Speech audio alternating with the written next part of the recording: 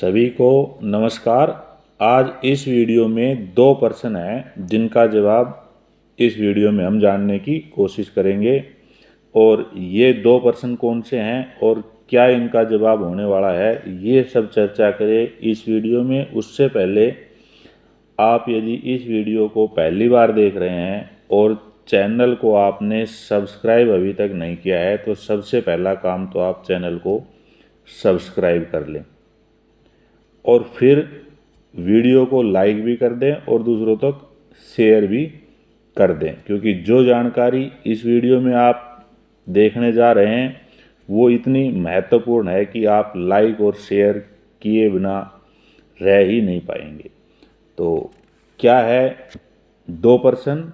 सबसे पहला तो रजिस्ट्री और नोटरी में क्या अंतर होता है, ये प्रश्न है, इसका जवाब जानेंगे। और दूसरा इसी से संबंधित है,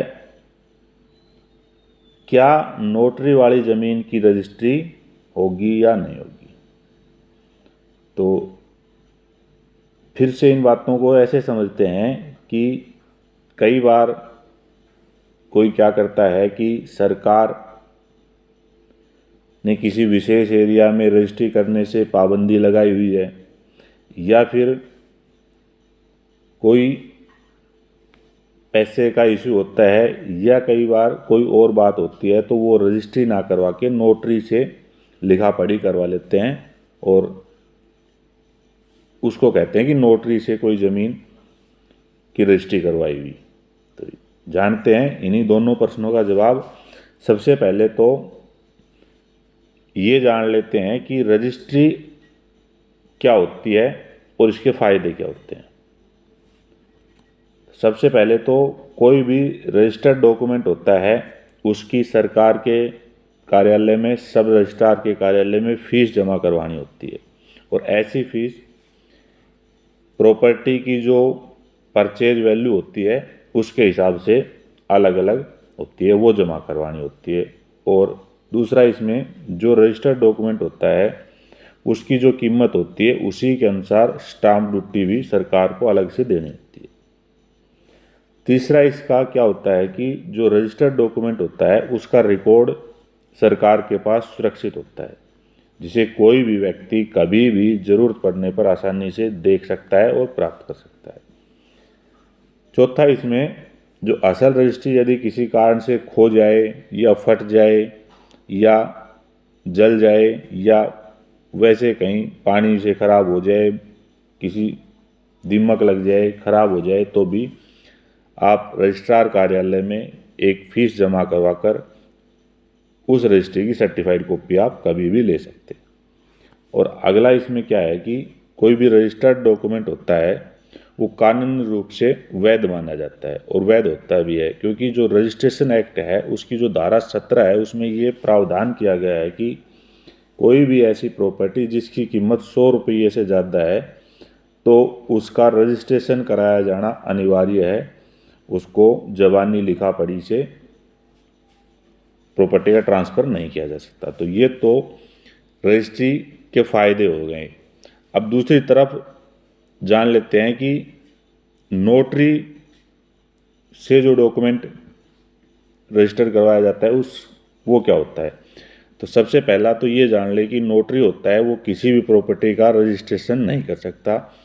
हाँ, कोई प्रॉपर्टी है उसका यदि एग्रीमेंट किया गया है तो उसको नोटरी से अटेस्ट करवाया जा सकता है, दो गवाहों को साथ लेकर के। तो ये दोनों में सबसे बड़ा अंतर है कि रजिस्ट्री और नोटरी की रजिस्ट्री में क्या अंतर है।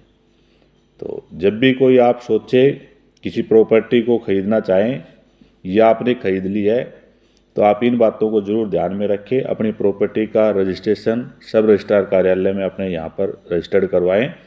नोटरी से करवाने से आप बचें। एग्रीमेंट आप नोटरी से करवा सकते हैं और जब उसका समय पूरा हो तब आप उसकी रजिस्ट्री आप फीस भरकर करवाएं, ज़रूरी है।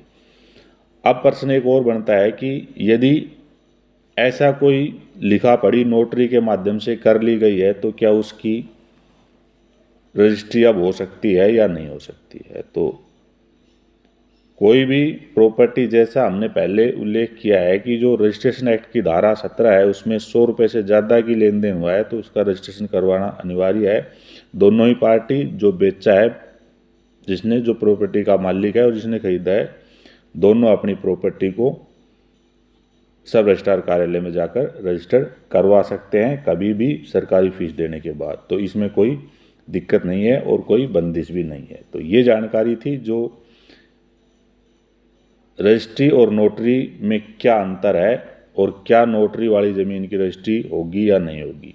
तो मैं समझता हूँ कि दोनों प्रश्नों का विस्तार से जवाब मैंने इस वीडियो में दे दिया है और आप सभी को अच्छी तरह से समझ में आ भी गया होगा और आप इसी के अनुसार अपनी आगे की कार्रवाई अपने किसी भी रजिस्टर्ड डॉक्यूमेंट करवाने में आप करेंगे। इस वीडियो में इतना ही।